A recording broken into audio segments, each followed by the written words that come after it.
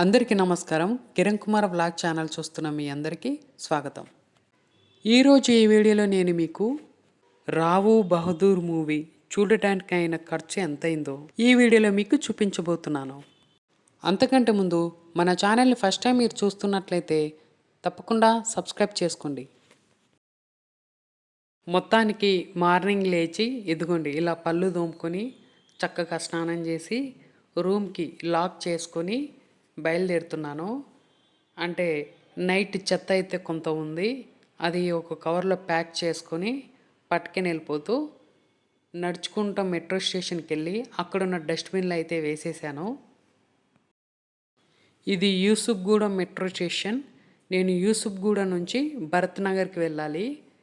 యూసుఫ్గూడ నుంచి Bharat నగర్కు metro station ticket అయితే తీసుకున్నాను ఫోన్పేలో.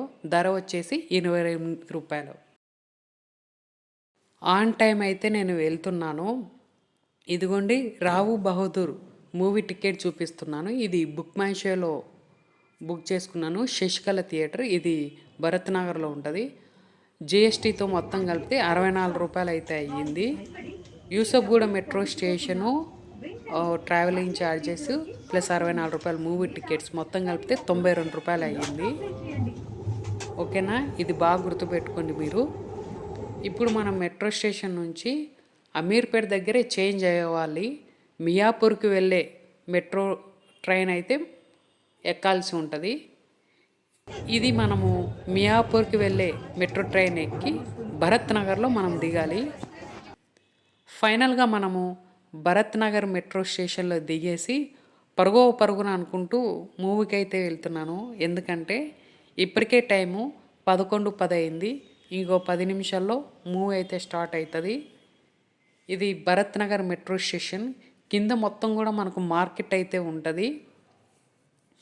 నేను స్టెప్స్ ద్వారా కిందకి అయితే వెళ్తున్నాను. పొరపాటున సినిమా స్టార్ట్ అయిందనుకోండి, అది ఎంతవరకు అయిందో ఆ కథ ఏమైందనేది మనకు సరిగా అర్థం కాదు. సో నాకు స్టార్టింగ్ నుంచి సినిమా చూడడం అంటే ఇష్టము. ఈ రూట్ను మనము లెఫ్ట్ సైడ్లో దిగాన్ని లెఫ్ట్ సైడ్లో వెళ్తే ఉంటుంది థియేటరు. మొత్తానికి నేను థియేటర్కి అయితే వచ్చేసాను. నేను వెళ్ళేసరికల్లా అడ్వర్టైజ్మెంట్లు అయితే వేస్తున్నారు. థియేటరు కొంచెం పొడిగా ఉంది, అంటే జనాలు కొంచెం పర్లేదు, ఒక మోస్తరుగా అయితే వచ్చారు.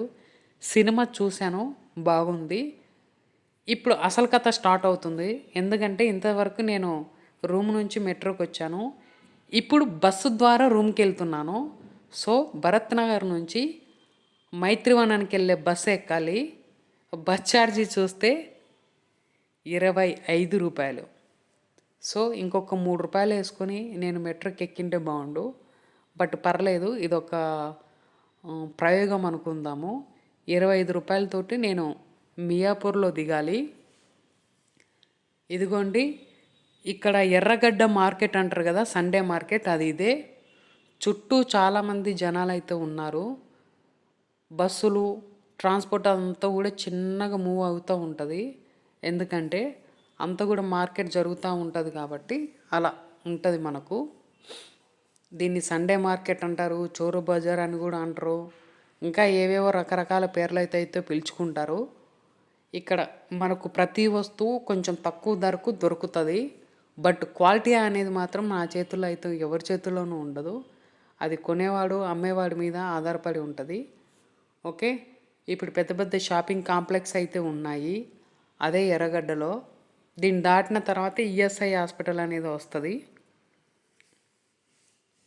మన వాళ్ళందరికీ ఒకసారి చూపిద్దామని చెప్పేసి పనిగా నేను మీకు ఇది చూపిస్తున్నాను.